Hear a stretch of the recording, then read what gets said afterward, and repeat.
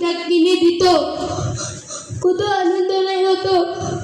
কিন্তু আমার বাবার যাবার সময় আমি আমার বাবার তেমন কাপড়টুকু দিতে পারছি না, তেমন কাপড়টুকু দিতে পারছি না বাবা। আমি বড় আপনারা ভাবছেন আমি কে? আমার বাবা অসুস্থতায় মারা গেছে? না, আমি আর আমার বাবা জীবন নিয়ে পালিয়ে আসছিলাম ইসরায়েলের কামানের গুলিতে। আমার বাবার মুখটা চূর্ণ বিচূর্ণ হয়ে যায়।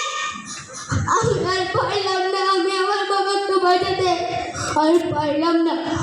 আপনারা জানেন সেদিন আমার বাবা বাজারে গিয়েছিল, আমি আমার দুটো বোনের সাথে খেলা করছিলাম। ইসরায়েলের সৈনিকরা এসে আমার মাকে নির্মমভাবে হত্যা করলো। আমার দুটো বোনকে কেউ ছাড়লো না, তাকেও মেরে ফেললো।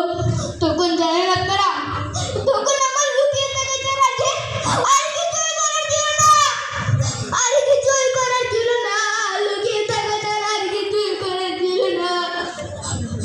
আব্বু, আপনাদেরকে বলেছিলাম যেখানে আমি আমার বাবার কবরের জন্য সারাদিনের মাঠে উপরে যাচ্ছিলাম। আব্বু, তুমি চিন্তা করো না, তোমাকে আমি এমন এক জায়গায় নিয়ে যাবো, সেখানে অনেক অনেক ফিলিস্তিনদের শুয়ে আছে, সেখানে তোমার জায়গা হয়ে যাবে। সেখানে অনেক দূর পথ বাকি। চলো। আল্লাহ, আল্লাহ, সবাইকে ধন্যবাদ।